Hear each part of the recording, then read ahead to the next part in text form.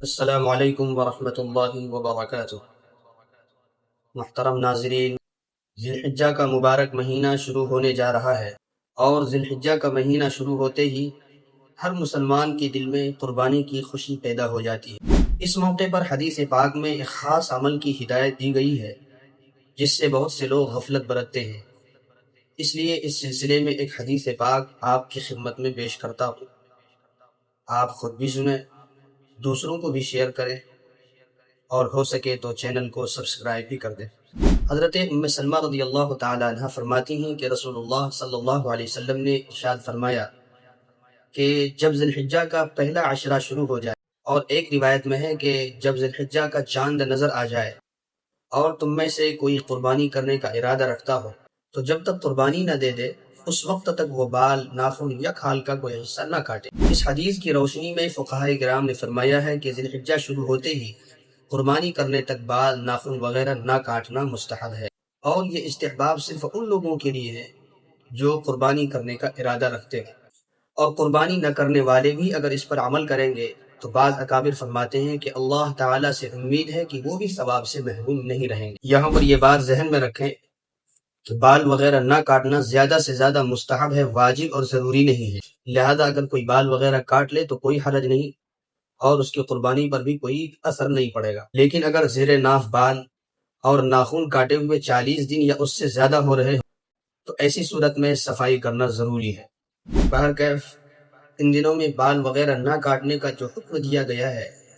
اس کی دو حکمتیں منقول ہیں۔ پہلی حکمت یہ ہے کہ اس میں حجاج کرام سے مشابہت ہے کہ جس طرح حاجی حضرات حج کے دنوں میں احرام کی حالت میں بال اور ناخن وغیرہ نہیں کاٹتے، اسی طرح جو لوگ حج پر نہ جا سکیں اور وہ قربانی کر رہے ہوں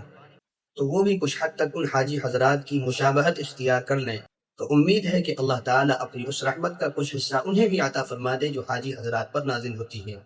اور انہی کے ضمن میں قربانی نہ کرنے والے حضرات بھی اگر ان کی مشابہت اختیار کر لیں تو امید ہے کہ وہ بھی اللہ کی رحمت کے حقدار بن جائیں۔ دوسری حکمت یہ ہے کہ اصل قربانی در حقیقت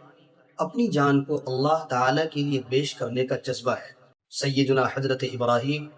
اور حضرت اسماعیل علی نبینا وعلیہم الصلاۃ والتسلیم کا واقعہ ہمیں یہی سبق دیتا ہے، لیکن اللہ تعالیٰ نے محض اپنی رحمت سے، محض اپنے فضل و کرم سے انسان کی جان کے بدلے جانور کی قربانی مقرر فرما دی،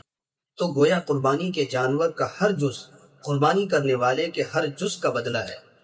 اس لیے حضرات علماء فرماتے ہیں کہ قربانی کرنے والے سے کہا گیا ہے کہ قربانی کرنے تک بال، ناخن وغیرہ مت کاٹو، تاکہ قربانی کا یہ جانور تمہارے پورے جسم کا قائم مقام ہو جائے، اور قربانی سے پہلے اگر جسم کا کوئی جز، ناخن وغیرہ کاٹ کر کم کر دیا گیا تو گویا مکمل انسانی جسم کے مقابلے میں جانور کی قربانی نہیں ہوتی،